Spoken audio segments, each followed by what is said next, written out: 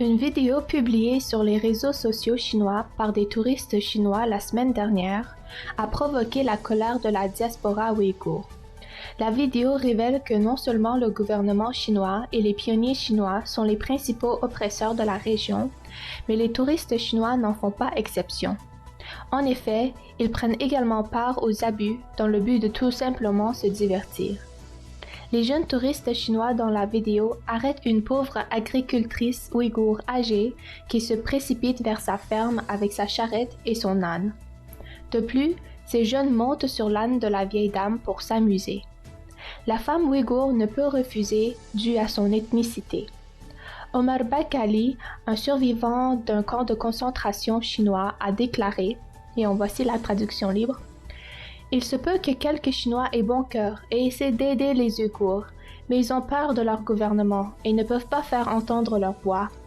Par contre, une majorité de Chinois en dehors et ou ne venant pas du Turkestan oriental soutiennent leur gouvernement et veulent prendre avantage des Ouïghours, Kazakhs et autres peuples turcophones de la région. Ils croient pouvoir faire ce qu'ils veulent, y compris l'intimidation, l'agression et la terreur contre le peuple du Turkestan oriental, car ils sont soutenus par leur gouvernement. Cette vidéo n'est rien comparée aux touristes et colons chinois qui envahissent les maisons ouïghours et espionnent sur tous les aspects de leur vie personnelle.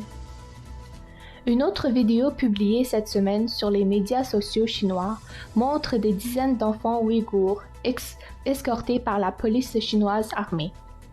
Comme vous pouvez le voir dans la vidéo, ces enfants portent leur couverture. Les autorités chinoises les ont fort probablement retirés de leur maison afin de les mettre dans des camps de concentration, camps de détention ou camps de travail forcé des enfants. Selon l'agence de presse Xinhua, le ministre chinois des Affaires étrangères Wang Yi tente de tromper l'administration entrante de Biden, disant qu'une nouvelle fenêtre d'espoir s'ouvre.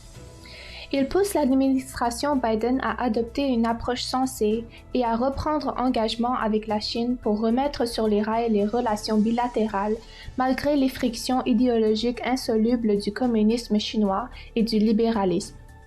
Louria Turdouche, chercheuse à l'Institution de recherche ouïghour, a commenté sur les attentes de Wang Yi.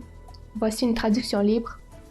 Le monde a déjà vu clairement comment la Chine a victimisé les Ouïghours et autres musulmans turcophones pour leur nouveau projet de route de la soie, en mettant en œuvre une politique génocidaire contre eux.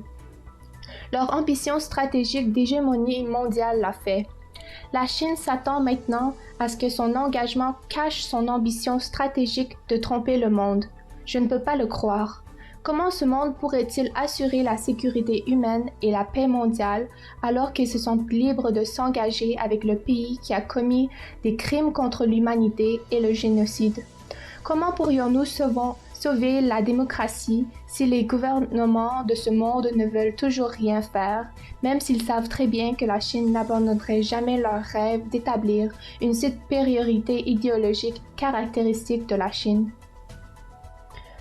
Le 4 janvier, le ministre chinois des Affaires étrangères a visité 5 pays africains. Lors de la conférence de presse, le porte-parole du ministre chinois des Affaires étrangères, Hua Chunying, a déclaré, en voici une traduction libre, le but de la visite de promouvoir la mise en œuvre du consensus atteint par le président Xi Jinping et les dirigeants africains ainsi que les résultats du sommet du FOCAC, Forum sur la coopération sino-africaine, à Beijing et du sommet extraordinaire Chine-Afrique sur la solidarité contre le COVID-19. Il a aussi pour but de soutenir les pays africains dans la lutte contre le virus et la reprise économique, faire progresser la coopération sur la nouvelle route de la soie et construire une communauté sino-africaine plus proche avec un avenir partagé. Les observateurs ouïghours appellent aux dirigeants à ne se laisser tromper par la douce diplomatie chinoise. Le chercheur de l'Institut de recherche ouïghour, Mevlan Tanrokut, a déclaré, en voici une traduction libre, « C'est comme une main de fer dans un gant de velours.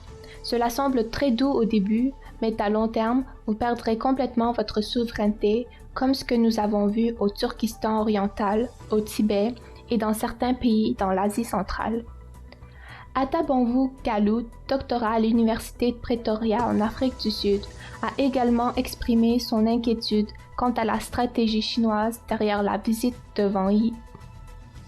Le président chinois Xi Jinping a donné son premier ordre de nouvel an aux forces armées du pays.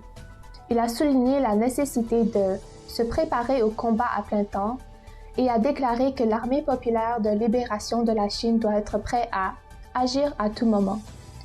Il a également ordonné à l'APL d'augmenter substantiellement l'utilisation de la technologie dans ses exercices d'entraînement et de se tenir au courant des derniers développements en matière de connaissances militaires et de haute technologie. Celles-ci comprennent l'utilisation de simulations informatiques et de combats en ligne lors des exercices, ainsi que l'exploration de nouvelles opportunités afin d'inclure la haute technologie et l'Internet, connu sous le nom de Tech Plus et Web Plus aux formations. La tension militaire entre la Chine et les États-Unis dans la mer de Chine méridionale ainsi que le conflit militaire à la frontière Chine-Inde en 2020 pourrait s'intensifier même si le président Xi Jinping n'a pas précisé ces points de tension dans ses ordres. L'ordre de nouvel an de Xi Jinping à l'APL chinoise implique son ambition de guerre, qui justifierait la menace de la Chine sur le monde. L'expert canadien sur la Chine, Dr. Burton, a déclaré que l'ordre de Xi Jinping à l'APL indique l'insécurité et les ambitions de puissance du président Xi.